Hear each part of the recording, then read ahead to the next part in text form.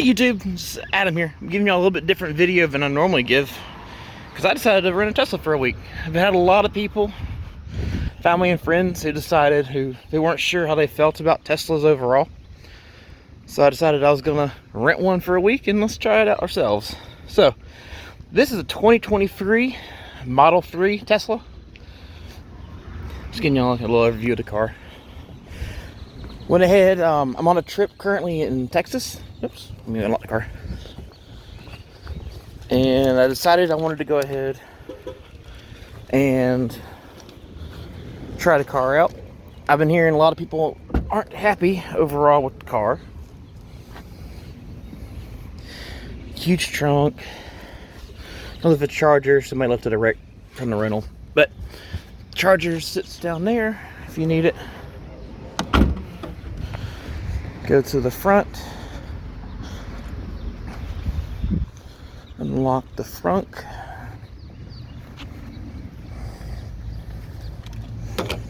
No. Go in the car and get it. I'm still learning. Grab the front. There it goes.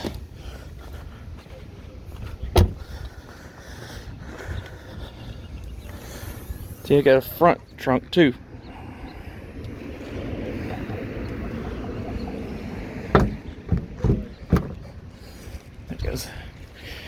You got a little dose from inside the car. It's got a lot of room in it. I'm actually really impressed how much room there is inside the car. And of course, everything's controlled off this little dashboard here. And this little key fob. It's actually a card.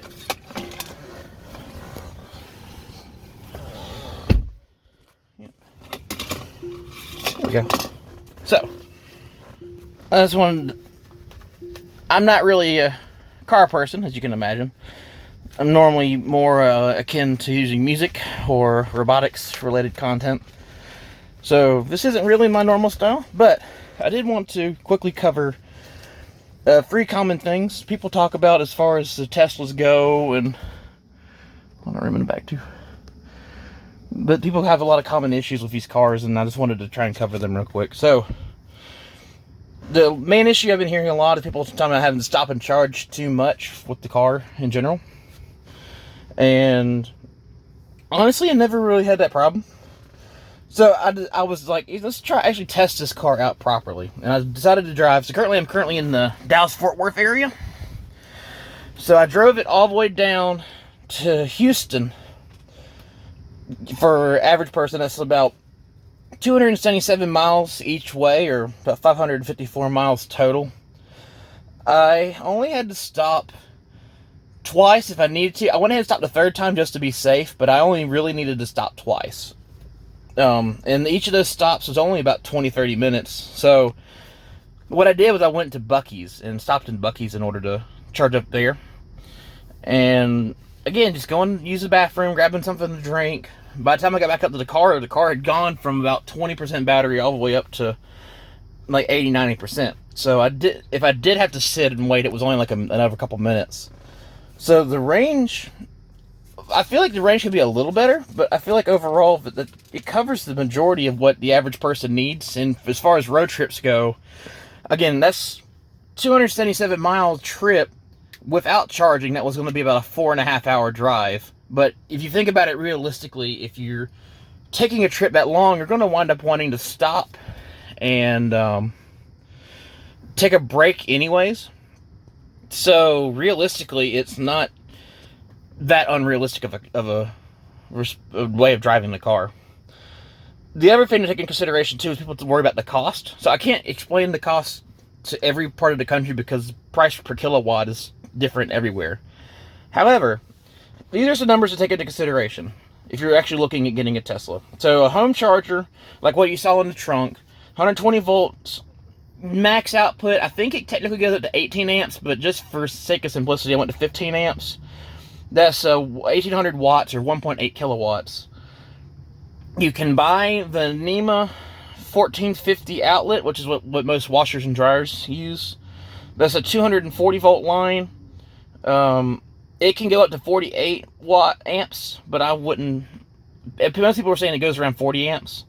So you're looking at a total of 9.6 kilowatts to 11.5 kilowatts. And the superchargers like I'm at go up to 250 kilowatts, but there's some different generations. So 72 kilowatts, 150 kilowatts, or 250 kilowatts. So keep into consideration, this car, this 2023, has a battery of about 50 kilowatts. So if you're doing this on a home charger, it's going to take forever. But again, if you're looking, just for the sake of figuring it out on your own, take those numbers and divide them by 50. That's how long it's going to take usually in order to get the charge you're looking for. Though I will also say you never want to take these cars and take them all the way down to 0 or all the way up to 100 if you can avoid it. Ideally, even though I brought it up to 95 because I'm getting ready to return it to the rental. But normally you only want to never go under 10%, never go over 90%. And that's your average range. So, keep that into consideration and just multiply whatever the number was by your rate of power, and it'll give you an idea how much it costs. For me, at the superchargers, I never spent more than $15. Even when that charge, when I was coming back, I had it down to about 12%, and I brought it up to about 90% coming back home, and that wasn't more than about $17. And sorry, I ran out of recording time. So, like I said, the superchargers go up to 250 kilowatts, but average around 72, 150, 250. And whenever I've used the superchargers, the times I have charged, I haven't really had any issues as far as like taking more than about 15 minutes to charge. Now, with the home charger and the NEMA charger, I can imagine that would definitely be something you want to do overnight. But, again, in this case, like I said, if you're doing a home charger, it's 1.8 watts, or kilowatts. A NEMA 1450 charger, looking at around 9,600 watts to 11.5 watts, or kilowatts. And the superchargers, you can do 72, 150, or 250 kilowatts. And again, that's in best condition. If there's like a lot of cars at chargers, the range is going to be different. But take that and multiply that by your rate of power in your area, which you can usually find for your power company. And that should give you a ballpark number how much it's going to cost you to charge the car. Now, overall cost of ownership, from what I've been Googling, it seems like the overall cost, what you're losing in maintenance overall, and what you're losing in the price of gas difference from charging, you're gaining back on insurance. And Edmunds did a whole article on this if you want to go look it up. So you're not really saving a whole lot of money overall, and I feel like combine that with a couple of small quirks to the car, like for example the mirrors. Outside is a little fairing that covers the rear view mirror that keeps coming loose from factory. You have to pop it back in. So if you ever get a rental and you hear a weird whistling noise, check the mirrors. On the bottom of the mirrors down here on the outside, that fairing might be loose. Just pop it back in. It's just, it comes from factory like that for some reason. But overall, I feel like Teslas are like 80% there as far as what the average person needs for a car. If Elon can add another 100, 150 miles to the range on the car and can get the car consistencies a little more, because I've had two cars. I had one I rented when I did the drive down to Houston, and the windshield actually cracked out sitting in the sun. So, and apparently that's a common issue, so be careful. But then I got this one, and that one came with the window issue, and it's been having other minor quirks with interior compared to the other one. But I feel like we're 80% there as far as switching for electric cars, and now I'm genuinely interested in buying an electric car. So, hope y'all enjoyed the video. Hope y'all enjoyed my thoughts. If you have any questions, or you want me to do another, like, actually road trip this thing, 12-hour drive to try it out, let me know. Leave a comment. If you like these videos, let me know too. I wouldn't mind getting back into YouTube doing more tech stuff. But anyways, have a great day.